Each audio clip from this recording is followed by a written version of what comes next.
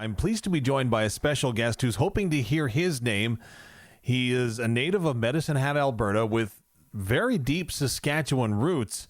Now, if you go online, you watch his YouTube videos, there are all kinds of different ways that people try to pronounce your name. So without further ado, sir, please, how do you pronounce your name? No, it's Elic Ayomanor. So you break it down that way, but obviously you know what I'm talking about. There's guys that have got all kinds of problems like I just did in pronouncing your name. You must have heard some doozies over the years. Nah, I mean, yeah, growing up, it was always messed up, and at this point, it still is, so I'm just used to it now. Okay, Medicine Hat is listed as your hometown, but you also have some Saskatchewan roots. Explain your where you grew up and how that all falls into place. Yeah, so I did grow up in Medicine Hat, but my mom is from Kincaid, Saskatchewan. I think it's just about an hour out from Regina, something like that. And my grandparents own a farm out there, and so I'd be there quite often. I try to get there as much as I can. It was awesome for us to go there as kids. So that's my Saskatchewan ties. So do they still have the farm? Like, have you been there? Yeah. I mean, they still have the farm. They just recently sold off all their cattle, and now they're renting out their land, so they're technically retired. But yeah, they still have everything. They still have some of the old farm equipment, like the combine, swathers, tractors, etc. So do you get put to work when you're visiting the farm? Like, are you out seeding or rock picking or herding cattle? Well, when we were younger, yeah, but we didn't really see it as work. Like, to me, it was fun because I'd come in from the city and be able to do all that stuff, and it was just like a fun experience for me. So having those roots to Kincaid, Saskatchewan, does that mean that, like everyone else in the province, you grew up a Rider fan? I don't know. I definitely wasn't a Stampeders or an Eskimos fan. I did go to a couple of Riders games with my grandpa. So I guess by default, I would have to be. All right. That's good. We can continue our conversation now that you've passed that test. So knowing what you did about the CFL, then, was there someone that you looked up to, someone you idolized? I don't think so. To me, growing up, I really just looked at all the Canadians that were in the NFL or like on the path to going to the NFL, because that's where I wanted to play growing up. So I really tried to watch those guys. At what point did you realize that? So you make your way to Stanford, you put up some amazing numbers there, and again, you go to the draft, the combine, you put up some sensational numbers there as well. At what point did you start thinking that, hey, this is a path that maybe I can start heading on to find that ultimate conclusion, which would be playing in the NFL? Honestly, I really started thinking about it so I moved to the States to go to high school. I went to a boarding school out in Massachusetts and one in New Jersey as well. And some of the players that had gone to those schools ended up going Division I and then eventually to the NFL. And so I think at that point I thought that it would be a possibility, something that could be done in the future if I took the right steps and committed the right amount of time. Massachusetts is a long way from Kincaid, Saskatchewan, or Medicine Hat, Alberta, whichever one you want to pick. What was the transition like going from Canada, where we get some pretty good winters, down to Massachusetts, where it's a little different winter for sure?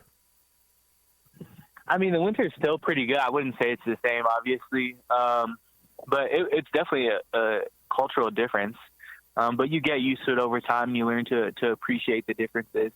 And really, honestly, it was a privilege for me to be able to go to the school I went to. Honestly, it was a great school. So yeah, all in all, it was an awesome experience. All in all, there's been some pretty good athletes that have gone through the doors at Stanford, some pretty big alumnus in football, in golf, in Tiger Woods. What's the alumni like there? Do you have any interaction with any of the former athletes or that have gone ahead and gone down the road towards being a professional athlete like you're attempting to do? Of course, yeah. So I train here at Stanford now in the off season, and so Andrew Luck's actually the GM of the football team now. So that's obviously a big name that's gone through the similar path that I'm going through right now already. We even have some receivers from just my freshman year that were seniors at the time that are in the NFL right now. So there really truly is a lot of talent that has come through here and walk the path. And I've been able to interact with a lot of people and learn from them. So Andrew Luck, obviously a name that a lot of fans are familiar with. Do you talk to him? Has he given you any advice? Yeah, like I said, he's the GM of the football team, and so whenever I'm around, it's likely that he's going to be in the facilities. So yeah, we talk often, and he gives great advice. He's also a Stanford man, so he has a really great mind and a unique mind. So he's always giving great advice and just tell me things to watch out for or things that he went through. So what is in your mind right now as we get closer to that draft? Like, are you talking with teams right now? Are you just waiting around, waiting for things to happen? Are you preparing for what might come after the draft? Where is your mindset at? Yeah, I mean, I have been talking with a whole bunch of teams in the pre-draft process. Went on a couple of visits out to the team's facilities and whatnot. But honestly, like my main focus is to prepare for what comes after the draft. I'm really, like I said, I'm out here at Stanford training with the staff here, and really just trying to be prepared for this first time I walk into whatever facility it is I end up getting drafted to have a good first impression and really just hit the ground running once I get there. Where do you see yourself fitting in on an NFL team? Because again, there's analytics and there's grades and there's analysts, and you talk to one guy and he says that you're the can't miss. The another person says, well, you know what? He's going to be a good backup with a chance to maybe make it as a starter. Where do you see yourself fitting in on an NFL roster? Yeah, ultimately, I think those things are decided longer term in terms of the amount of, sacrifice that you're willing to make to see improvements in your game. And so I think I'm willing to sacrifice a lot to get where I want to go. And I do want to be a starter in the NFL. And so that's where I suspect that I'll end up in the NFL just because of the things that I'm willing to do to get there. Do you have any inclination of where you might be selected and or who might be interested in your services? Yeah, I mean, it's really hard to tell who's going to pick you because, like I said, you do interview with damn near every single team. And so it is hard to get a handle of which team likes you the most. And even from the older guys that have already been drafted, they always say, like, oftentimes the team that talks to you the least is the one that drafts you because they had the least questions about you, so they didn't have to talk to you as much. So I really have no idea who's going to pick me. NFL draft prospect Elic Ayomanor is our guest as we count down towards the NFL draft. A native of Kincaid, Saskatchewan, and Medicine Hat, Alberta. When I was growing up, we used to love playing cards on the farm, and we had this game where you're kind of bluffing. And bluffing is the wrong term, but if you look at it right now, when you're talking to and listening to NFL teams, is this like the ultimate bluff where they don't want to tip their hand with what's going on with you and where you might fit into their plans? I think that it's not that they don't want to give away anything to you, but they don't want to give away anything to the other teams. They want to keep their cards close to their chest sometimes, but also sometimes, they want to trade picks or some other, devices. And so it is definitely a game that the draft's definitely a game for them. Yeah, I can't tell you the number of nickels I lost when we were doing that never mind, on Saturday nights in Saskatchewan, Where do you anticipate being when the draft comes around? Do you go to the draft, or are you going to kick it somewhere? Where are you expecting to be? No, I'll come back to Canada and be with family for the draft. Do you have something planned? Like, is this like a big night that you've been looking forward to for a while with the number of family that you're going to have there? I think it just will be mostly close family for the first 2 days. Like my grandparents will come out. Obviously my mom will be there, my siblings. And then my mom wanted to have a bigger draft party on Saturday, the last day of the draft. So I'm actually not sure who's coming on Saturday, but I think it's quite a few people. So what kind of advice have you got from your mom and your family at this time? Because it can be exciting. It can also be a number of other different emotions. Yeah, I mean, I think they trust my judgment for all the things.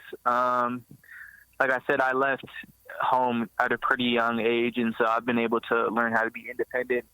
And so I think it's more so they're just, happy for me and proud to see what I've done thus far. And they're really just there for support at this point. Elic Ayomanor is our guest, and we all love coming home to that one meal that Mom makes just right. So what are you looking forward to her making and hoping she'll make here on Saturday? Yeah, I would assume so. I think she's probably going to cook some oxtail on draft day, which is my childhood favorite. No way, really? Yeah. Have you told that to any NFL team? I don't know, probably. That's so wild. I've never heard anybody say that would be their favorite. And do you know how she prepares it? Or is this I know that my mom, she would prepare a number of things and I had no idea how to ever duplicate them. Do you know what goes into this? So I wouldn't know how to duplicate it, but I know it's definitely a stew. How she does it, pretty unsure. Yeah, and you can't ever ask that because that's like giving away trade secrets. It just doesn't work, does it? Yeah. Now, you also, I want to quickly take a look. I know that I'm running out of time, but I do want to go back to some of your days at Stanford. Again, some amazing numbers that you put up. There's one game in particular that I'm thinking of, 294 yards, 3 touchdowns. This ring a bell to you?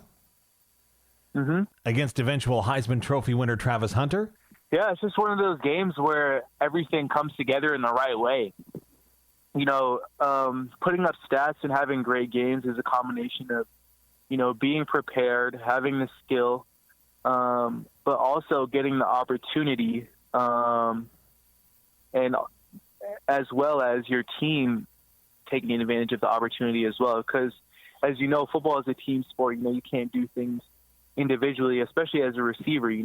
The ball snapped, the O-line has to pass protect, the running back has to pass protect, the quarterback has to deliver the ball on time and accurately, and you have to get open, and you have to catch the ball. So it really is the whole team contributing to it. And so I think I had 13 receptions that night. So on at least 13 of the plays, the whole team was fully coordinated. And so, as much as it was a great individual performance, it also was a great team performance. Does that inspire you? I don't know if that's the right word or not, but get you going when you're going up against a player with the caliber of Travis Hunter. I know it is the ultimate team game, and quarterbacks often tell me, I'm not playing against the other quarterback. But when you get to go head-to-head with an athlete like that, does that get your juices flowing? Yeah, naturally I'm a competitor, and I love to compete against the best of the best. To me, every time I step on the field, I have the same mentality.